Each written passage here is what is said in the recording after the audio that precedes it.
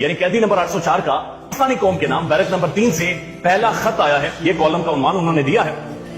उसके बाद वो लिखते हैं कि है मेरे पाकिस्तानियों, आज से 2 दिन पहले मुझे कागज और कलम की सहूलत मैसर आई और हमेशा की तरह आप मेरी तरजीही अव्वल रहे, इसलिए सबसे पहला खत मैं आपके नाम लिख रहा हूं। मुझे पता है कि मुझे नहीं पता कि आपके साथ बाहर क्या हो रहा है, लेकिन मुझे इतना पता है कि आपके साथ जो कुछ भी हो रहा है वो अच्छा नहीं हो रहा। ये मेरे इनकार की सजा है और इनकार की सजा का मुझे अंदाजा था, इसलिए अपने घर में खौफजदा करने से लेकर यहाँ बैरक नंबर 3 तक जो कुछ मेरे साथ किया जा रहा है ये खिलाफे तवक्को नहीं था, इसके बारे में मुझे पहले से इल्म था। मेरा मुकदमा मजबूत हो रहा है। खुदा के बाद आप लोग यानी पाकिस्तानी अवाम दुनिया भर में मेरी वकील बन गई है। आप जान चुके होंगे कि कौन क्या करता रहा और किसके लिए करता रहा। मैंने इनकार करना सीखा, इन्हें अच्छा नहीं लगा। मैंने आम आदमी को मुखातिब किया, बादशाहों को गुस्सा आ गया। मैंने मुसलमानों की बात की, ये भागते हुए अपने आकाओं के पास पहुंच गए। मैंने गरीब की बात की, ये सब करप्ट इकट्ठे हो गए और सबने मिलकर एक नेक्सस बना दिया।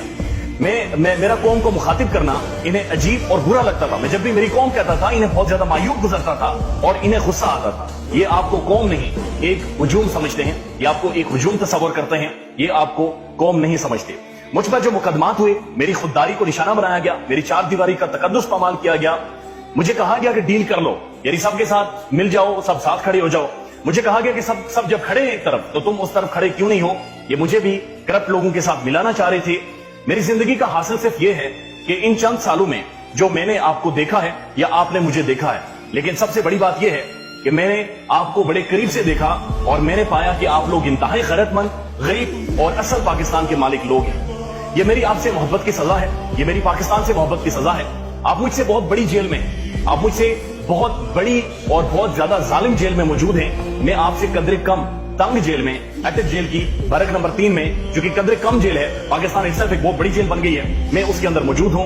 हम सब कौमी शऊर के मुजरिम हैं। हम सब चुके पहचान चुके हैं ये कि ये खेल क्या होता रहा, 75 सालों से पाकिस्तान तरक्की क्यों नहीं करता रहा, और हम सब लोग यानी पूरी पाकिस्तानी कौम इस कौमी शऊर के मुजरिम हैं।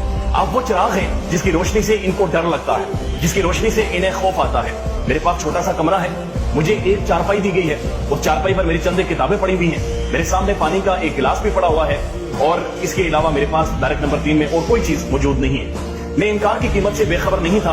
मेरे साथ जो कुछ भी हो रहा है आप लोग भी उससे बेखबर नहीं है। जो कुछ मेरे साथ हो रहा है आप लोग उससे बखूबी वाकिफ हैं।